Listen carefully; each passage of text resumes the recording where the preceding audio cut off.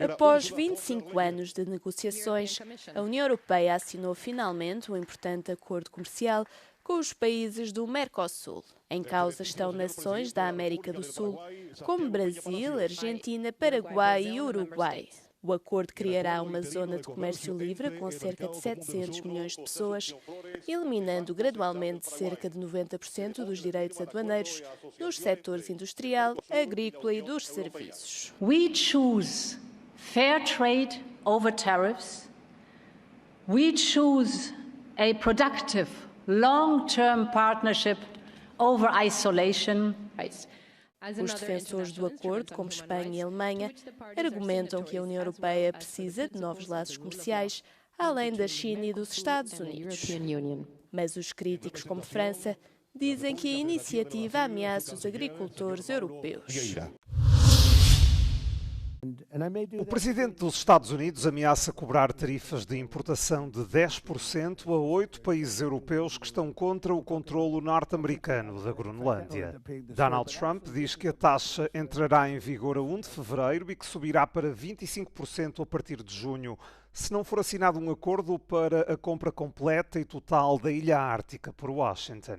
Os países europeus em causa são o Reino Unido, Noruega, Suécia, Dinamarca, Finlândia, França, Alemanha e Países Baixos. Todos eles enviaram soldados para a Groenlândia numa missão de reconhecimento.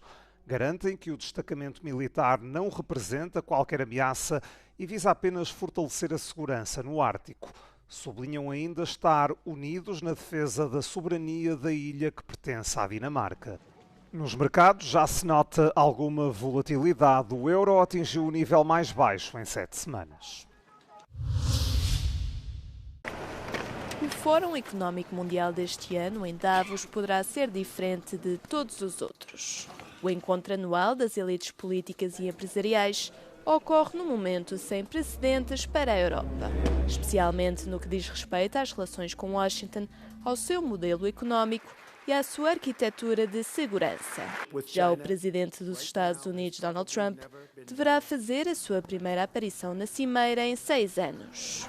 Isto numa altura em que prossegue com as tentativas para tomar posse da Groenlândia, com as ameaças tarifárias contra os aliados europeus e já depois da intervenção militar na Venezuela. Medidas que têm causado inquietação entre os líderes da União Europeia, que consideram esta insistência para controlar a Ilha Ártica algo que mina os alicerces da NATO. Reino Unido, França, Alemanha, Países Baixos, Finlândia, Dinamarca, Noruega e Suécia emitiram já uma declaração conjunta na qual afirmaram que as ações de Trump face à Groenlândia arriscam uma espiral descendente perigosa. A reunião tem lugar numa altura em que a Europa se debate com um crescimento económico anémico e com dúvidas sobre a sua capacidade de defesa. André Ventura chegou à sede de campanha entre gritos de vitória. O lugar não foi o primeiro, mas o segundo é suficiente para avançar para a segunda volta das eleições presidenciais. O resultado representa mais um marco para o líder do Chega. Depois de ser votado como segunda força política no Parlamento, o líder nacionalista alcança um segundo lugar histórico na primeira volta das presidenciais, obtendo 23,5% dos votos.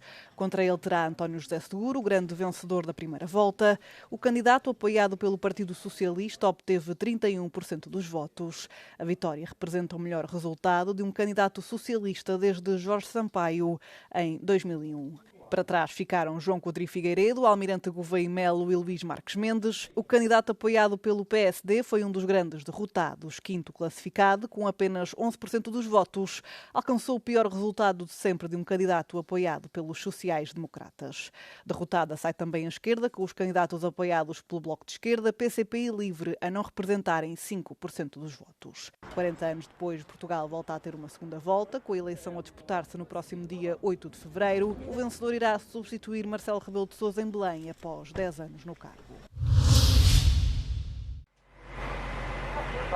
O presidente da Ucrânia, Volodymyr Zelensky, diz que a Rússia está a preparar-se para realizar ataques contra as centrais nucleares do país. Trata-se de uma tentativa para forçar Kiev a render-se. Zelensky criticou Moscovo pelos ataques contínuos e afirmou que estes não demonstram qualquer vontade de acabar com a guerra. Kiev afirma que mais de 200 drones foram disparados recentemente contra a Ucrânia, 2 pessoas morreram e dezenas ficaram feridas em bombardeamentos sobre Kharkiv, Dnipro, Zaporizhia, Odessa e outras regiões. Os últimos ataques têm visado cada vez mais as instalações energéticas, uma ação que, na ótica da Ucrânia, visa aumentar o sofrimento da população civil em pleno inverno. Milhares de habitações têm ficado sem acesso a gás e eletricidade e as redes tiveram de ser alvo de reparações. Segundo Kiev, só nesta semana foram disparados mais de 1.300 drones e mais de 2 dezenas de mísseis por Moscou. Zelensky pediu aos aliados um maior apoio, mas também pressão sobre a Rússia para obrigá-la a negociar. A taxa de natalidade da China caiu para o nível mais baixo já registado no ano passado. Os dados oficiais mostram uma redução da população pelo 4º ano consecutivo. A população total em 2025 era de cerca de 1.400 milhões, 3 milhões a menos que no ano anterior. A crise demográfica acentuou-se depois de a taxa de natalidade ter baixado pela metade na última década, apesar do fim da política restritiva do filho único. As taxas de casamento estão também num nível historicamente baixo. Muitos casais jovens chineses adiam a decisão de ter filhos devido aos altos custos financeiros e às preocupações com a carreira profissional. O governo tentou inverter esta tendência com subsídios para creches, jardins de infância públicos gratuitos e o aumento de impostos sobre contraceptivos. Os jovens na China, em grande parte, ignoraram essas medidas, consideram que não são suficientes para resolver o problema. Desde março, como parte da campanha antidrogas da polícia húngara, foram iniciados 9.000 processos criminais e apreendida 1,5 toneladas de substâncias ilícitas. Ainda assim, a circulação de estupefacientes extremamente nocivos e baratos continua a causar problemas nas comunidades rurais segregadas. Cerca de 400 pessoas vivem numa povoação cigana nos arredores de Bar, uma cidade localizada a 30 km de Budapeste. Segundo uma organização da sociedade civil que trabalha para ajudar os moradores locais, 70 a 80% dos residentes consomem drogas ou têm um familiar que o faz. Szegénység, a kilátástalanság, az a helyzet, amiben élnek, ezek mind hozzáadódnak ahhoz, hogy valami olyan szerhez nyúljanak, ami egy kicsit más nyújt nekik, ami kicsit kiszakítja őket ebből a rossz helyzetből. Tehát, hogy azért a designer drogok azok valami jó érzetet adnak az embernek, és szerintem ez az, amit keresnek a drogokban. A Associação Bagache nasceu há 15 anos e, segundo indica, a situação tem vindo a piorar nos últimos anos. Considera que isso se deve à fraca atuação policial, mas também dos serviços de apoio à criança.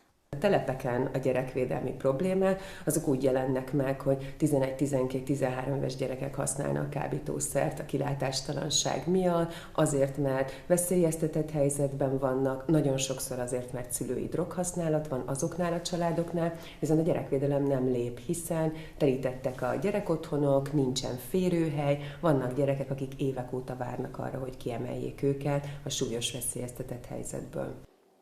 Atualmente há mais de 10 traficantes a operar no bairro. Foram já apresentadas várias queixas e denúncias anónimas contra os criminosos, mas os residentes dizem que a situação não melhorou. Porém, à Euronews, a polícia assegurou que as atividades ilegais na zona diminuíram devido à sua intervenção. A bagázsosok azt mesélték nekünk, hogy a rendőrök az elmúlt néhány hónapban pár dílert elvittek a terepről, de a helyükre gyorsan újak jöttek. A kábítószerkereskedelem ugyanis könnyű megélhetési forrás azoknak, akiknek máshonnan nincsen pénzük. Magyar Ádám, Euronews, Bag. Apesar do alívio previsto para os próximos dias, os sem-abrigo na Hungria continuam expostos ao perigo em pleno inverno. O país enfrenta um período de frio extremo, com temperaturas bem abaixo de zero em várias partes do território. Este abrigo para 100 pessoas tem estado lotado todas as noites. Itt nincsenek bogarak, tisztán van tartva, napi takarításokat betartjuk, ugye az ételt megkapjuk, vannak adományok, ami szerintem nem rossz. Halálra nem fogyunk, aki akar, el tud menni dolgozni, mert ez így van. Tovább kell lépni, ugye ez egy átmeneti szálló, ez erről szól. Én szerintem, ha valaki el akar érni valamit az életbe, az innen ki tud indulni. Este abrigo é dos mais bem equipados e aqui há também atividades regulares para os residentes. Vão desde sessões de terapia até jogos em grupo. No entanto, muitos dos que não têm teto evitam espaços como este por causa de experiências negativas no passado ou falta de privacidade. Para essas pessoas há sistema de proteção a vários níveis, incluindo uma equipa de voluntários. Ők civilek, akik egy képzés után megindultak az utcán, és fagyveszélyben lévő ember esetén készek arra, hogy intézkedjenek. Jellemzően a Menhely Alapítvány diszpécser szolgálatát hívják, aki a krízisautót tudja irányítani, vagy ott a helyszínen fóliával, kézmelegítővel, csokoládéval tudják gyakorlatilag az életet védeni, az életet menteni. Há várias carrinhas de ajuda em Budapeste. A dos batistas foi chamada a mais de 20 lares só na terça-feira, mas o trabalho é muito volátil. Na quarta-feira de manhã e ao início da tarde, os únicos relatos recebidos foram de sem-abrigo que já tinham seguido em frente quando a equipa chegou. Não houve, por isso, necessidade de salvar vidas. Os veículos de emergência são enviados com base em chamadas de transeuntes. As ONGs aconselham que, perante casos muito graves, as ligações sejam feitas para o Número Nacional de Socorro e não para a linha de emergência dos abrigos.